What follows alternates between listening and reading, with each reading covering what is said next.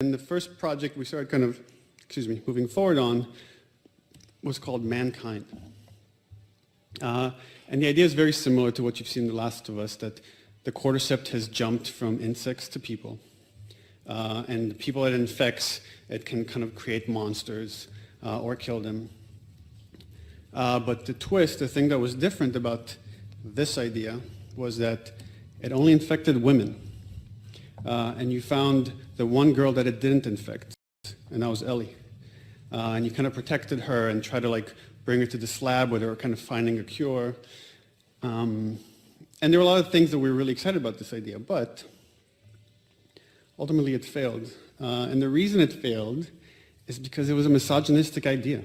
So basically what you're saying is that the idea didn't fail, you just gave up on it.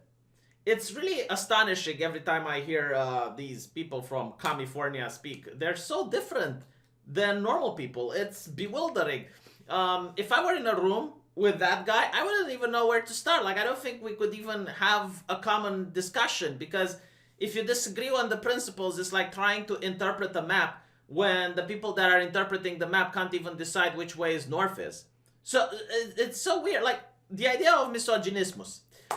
For me, an Eastern European, it's a guy beating his wife, right? A wife beater, a drunk that, you know, hates women because they're women, that type of person.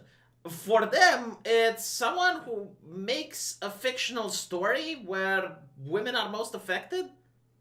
But not to mention, like, the game was called Mankind, which makes me assume that he wasn't the one making it, because it's such an interesting way of thinking. It's like, yes, women are most affected, but humanity cannot survive without women. Like, you can survive if a big chunk of the men die out, because then a man can have many offsprings with different women.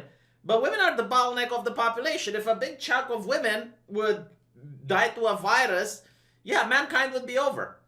And not to mention, you know, like, if we were to go by this line of thinking, which requires so many loopholes. And by the way, this is why the left can't meme, because their version of reality is so different than that of normal people. They require layers upon layers of context in order to construct, which is why leftist memes have like walls of text attached to them, when a meme is supposed to be something simple, like something that just, you know, it snaps and you get what it tries to say.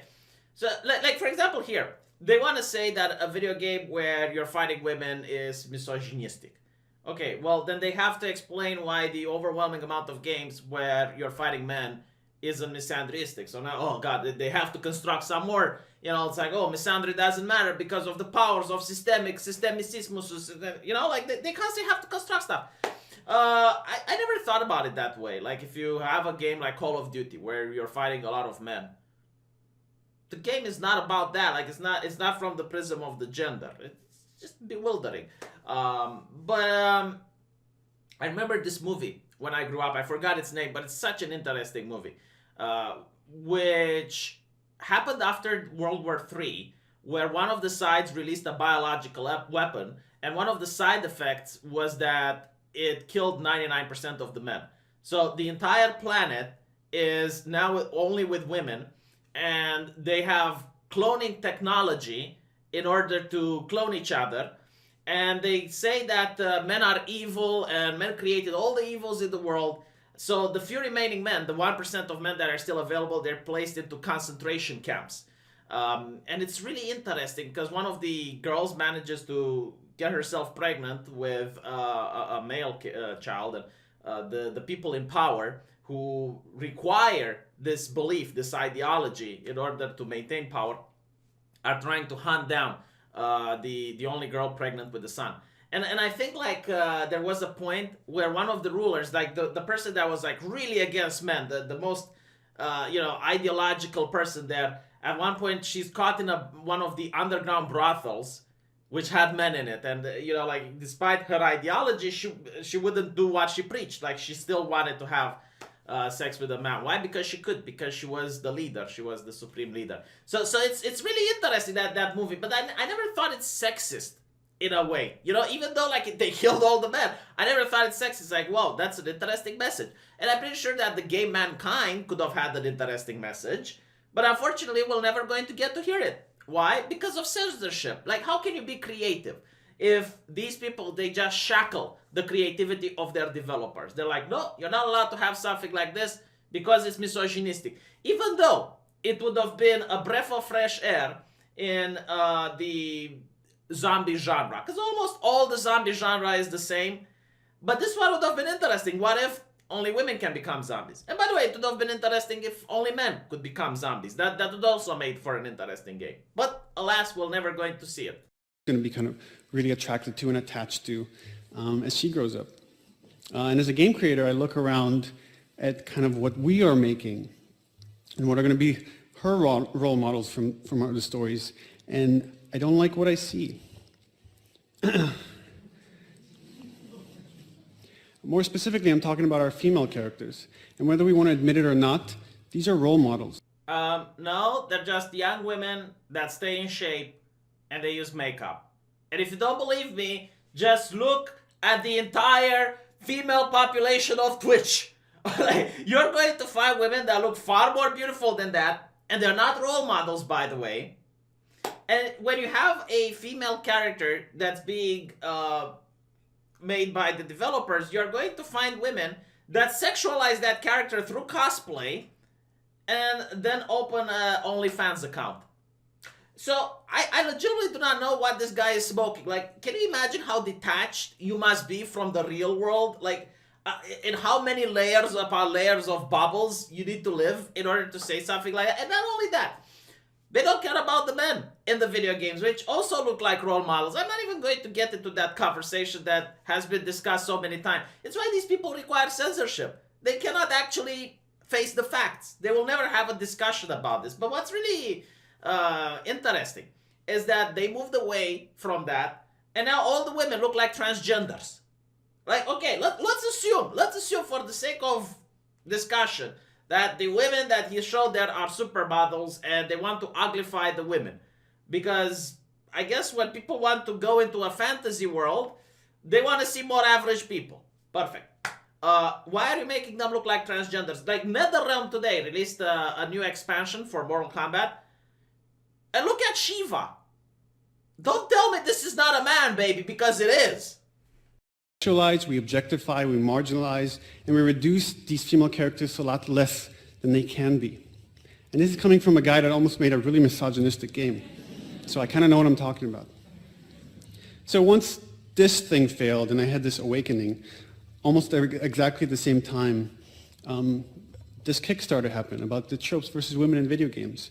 And while you might argue with the way it delivers its message or whether every point is exact, you can't argue with just the pattern that you see in the industry. I love how he is talking as if he is a born-again Christian, as if he finally found Jesus and he realizes that the life he lived, drinking alcohol, and it was just a den of debauchery, violence, and sin, and now he changed and he wants to lecture you to change like he did. And I also like how he dismisses. It's like, oh yes, I mean, not everything that she says is true. And let's not go point by point. Let's not actually talk about the type of person she is. Let's point out that, yes, there are tropes in the industry.